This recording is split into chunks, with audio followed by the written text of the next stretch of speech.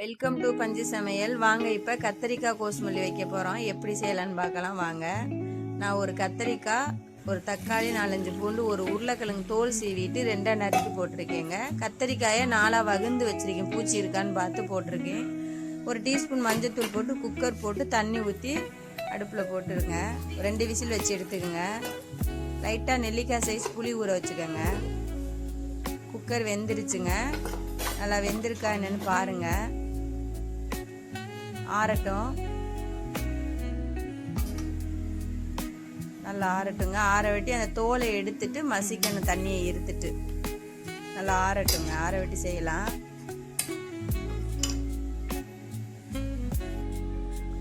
தண்ணியை நல்லா இருத்துருங்க. இருத்துட்டு அந்த தக்காளி பழத்தோல், கத்திரிக்காய் தோல் எடுத்துட்டு நல்லா மசிச்சிருங்க. அத்து வச்சு மசிங்க, இல்லை கையினால கூட பிசைஞ்சுக்குங்க.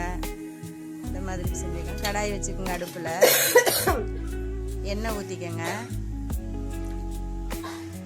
எண்ணெய் காஞ்சதும் கடுகு போடுங்க 1 டீஸ்பூனு, உளுந்து போட்டுங்க 1 டீஸ்பூனு,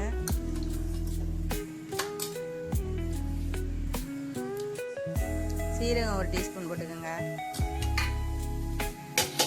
நல்லா பொரியட்டுங்க. காஞ்ச மிளகாய் 2 பிச்சு போட்டுக்கோங்க. பச்சை மிளகாய் 4 பிச்சு போட்டுக்கோங்க. இதாங்க காரம். உங்களுக்கு காரத்துக்கு தேவையானதை போட்டுக்கோங்க. ஒரு கொத்து கருவேப்பிலை போட்டுக்கோங்க. நல்லா கிளறி விடுங்க. மஞ்சத்தூள் 1/4 டீஸ்பூன் போட்டுக்கோங்க. நல்லா கிளறி விட்டுருங்க. இப்போ நம்ம மசிச்சு வச்சுருக்கோம்ல அந்த கத்திரிக்காய் உருளைக்கிழங்கு, அதை அதில் போட்டு நல்லா கிளறி விடுங்க.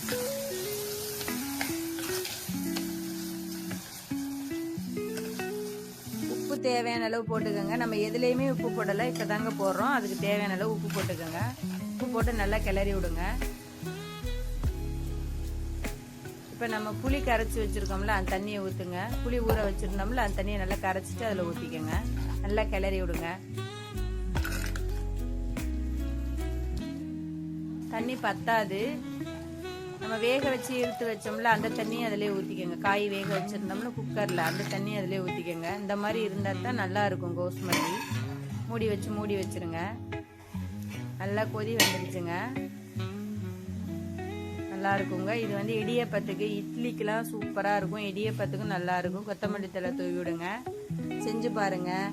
பிடிச்சிருந்துன்னா லைக் பண்ணுங்கள், சப்ஸ்கிரைப் பண்ணுங்கள். நான் இடியப்பத்துக்கு தாங்க செஞ்சுருக்கேன். இடியப்பம் புழிஞ்சு கோஸ்மல்லி வச்சு நாங்கள் சாப்பிட்றோம். நீங்களும் அதே மாதிரி செஞ்சு சாப்பிடுங்க. ஓகே, பை, தேங்க்யூங்க.